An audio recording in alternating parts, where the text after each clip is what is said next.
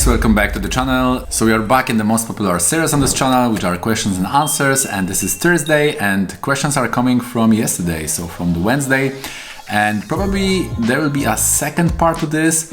I've chosen 6 questions based on the relevance, broad application and being interesting. So I really like it because it shows that people really want to know about such things, and many of these questions also make me study some teachings more or think about them more deeply and also provide more interesting answers to them. And there is also a lot of philosophy there, like the bhava chakra, what exactly brings the misconception or the addiction question, what is the role of conscious altering substances as the mukti, the liberation, is the 12th house, which is the maraka or the killer to the 6th house, and Saturn house, because the Saturn is secondary karaka for the 6th house. If you're brand new here, my name is rgendarz and this channel is all about Vedic or Indian astrology in the tradition of Shri Achyutananda with the analytical, modern and research example based approach. If you guys enjoy learning something new, please hit that thumbs up button, don't be shy, and if you want to be notified about similar videos in the future, please hit that subscribe button with the bell notification on. Let's see if we can get 50 likes for this video. Alright guys, let's get into it.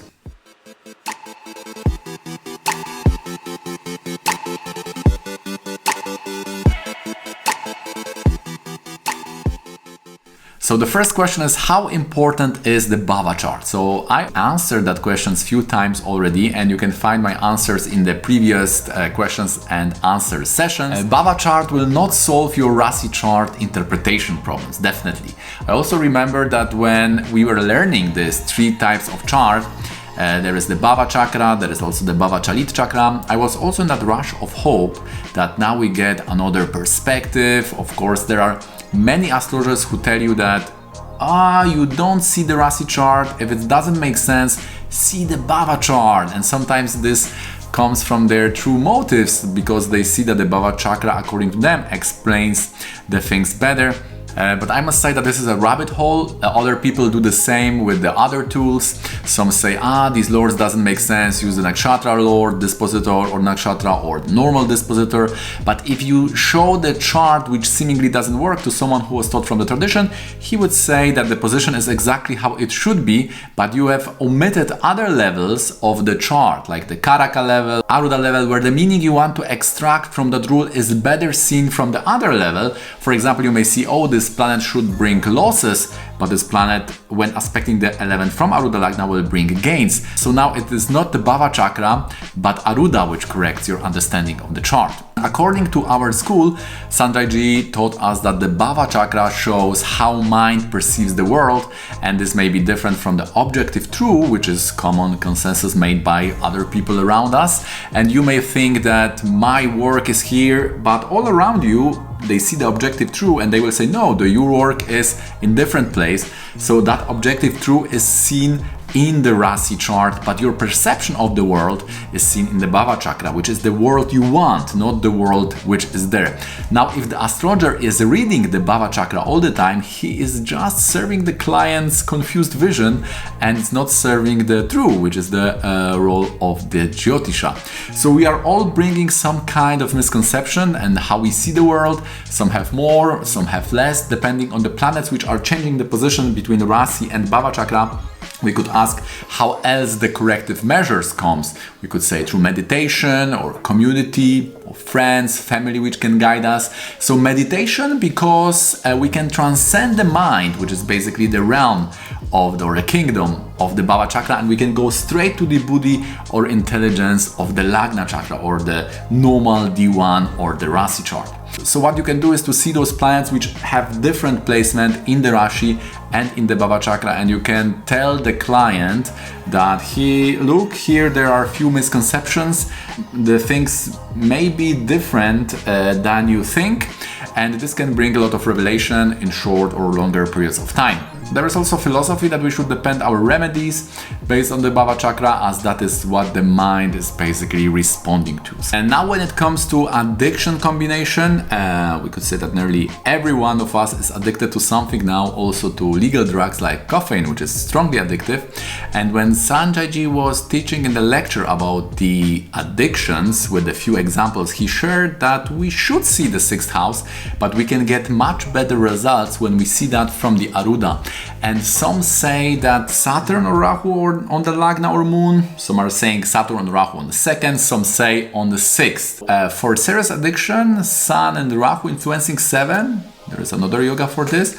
And Mercury and Rahu may also, when they have conjunction, they may also show some addiction on the level of education, but 6 from Aruda Lagna has to be influenced by Saturn as the main yoga to see addiction in the chart. We can also see that Saturn is influencing the Moon. Also the weakness of the Lagna Lord may show that one is prone to such things. Ekadashi Titi also is said to bring such weaknesses.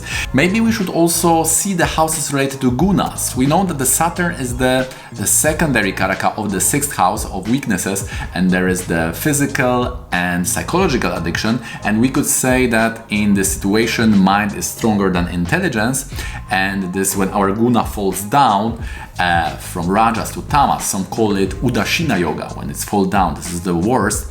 So often these drugs are used to escape some kind of stress, anxiety, traumas, depression, and when the life is unbearable. And then one is basically self-medicating the self through various substances. So this is not only psychological problem, but it's also seen as socio-economic problems.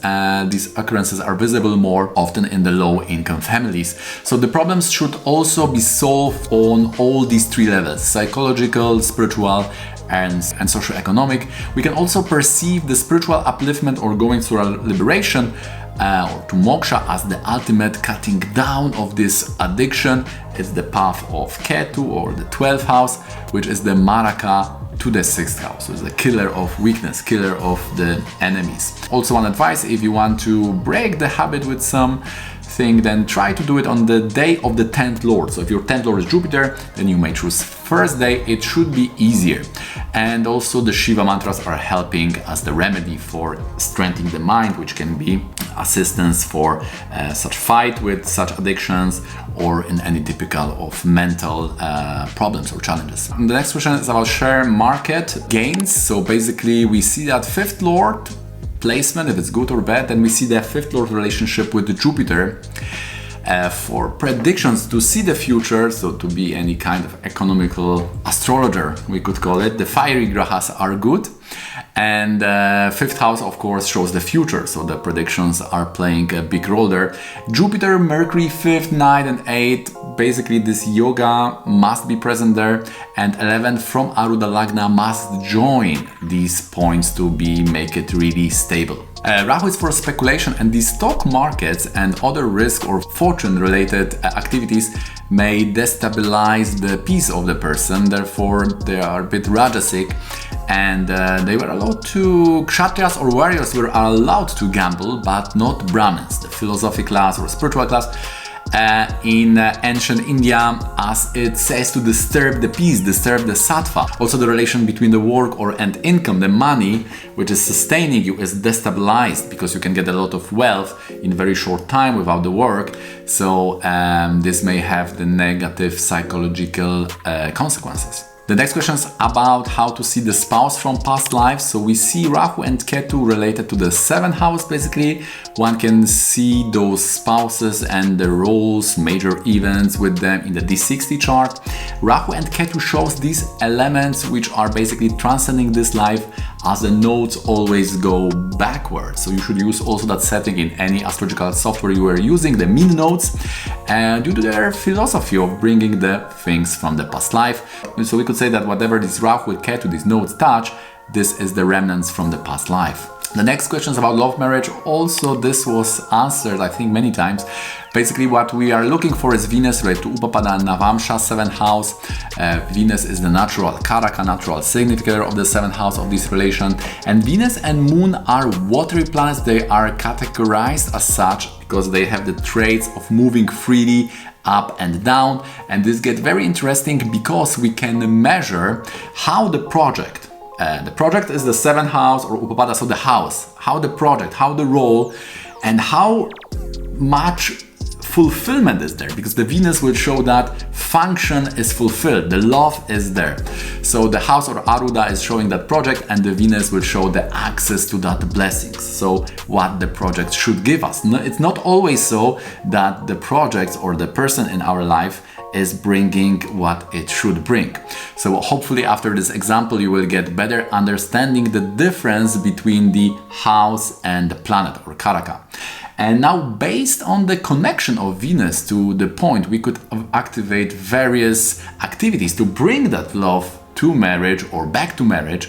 Of course, when it comes to remedies, the fasting on the day of Upapada was always important to solve all kinds of relationship problems. So there are basically two blessings to marriage. It can either give love or guidance or meaning. So this is Venus and or Jupiter. So maybe after year of 32, when the Jupiter Naisargika Dasha starts, the latter, which is the meaning, is more appreciated. The meaning of going through life with another person. The next question is how to get rid of debts in business, which Varga to see. So the debts are 8th house, 8 from various karakas, Aruda, and A8, which is the Randrabhava or Mrityupada in the Rashi chart. So basically the benefic must influence such points, and in that dasha we are going to get rid of debt generally. It is said that Mercury in the 8th make one debt free, so we can also see the relationship of Mercury to this, and also Jupiter in 6th, according to Prashna Marga, make one the enemy less. So the loans and the debts are both in the 8th house. That is the second from the 7th, which is the resources of other people which we are accessing. There is also the level of tangibility to this. Like Moon in the 8th house can mean the world is seen as the debt, one feel indebted to others, to some projects, to some events, but this can be more symbolical than financial. 8 is also important in the muhurta or the chart of starting some activity. Basically, we don't want any plans in the 3rd house because these plans will attempt to break the whatever activity we are doing. And we can also say that philosophically end to something is coming because of not enough fuel coming from the past life, as this is the 8th house, showing both the debt and the Nija dosha, or the leftovers from the past, being the 12th from the 9th house, and 8th house shows the break. So the break is because of some Nija dosha, we could say. So currently so many people are indebted. We have the education related loans, career, business loans are very popular. In the past we were taking loans for physical objects, and now we are also indebted in the online world, transactions. Every month we pay the subscription for various services. So should you be taking a big loans for the business? We have to see 8th house in the Dashamsa chart. If there are negative yogas, then maybe it's not the best idea for you, at least not in the periods of such planet. That's gonna be it for me. I hope you find this interesting and informative. If you do, make sure to click the thumbs up. If you have any questions or comments, please write below. Consider subscribing if you haven't already, and see you in the next one.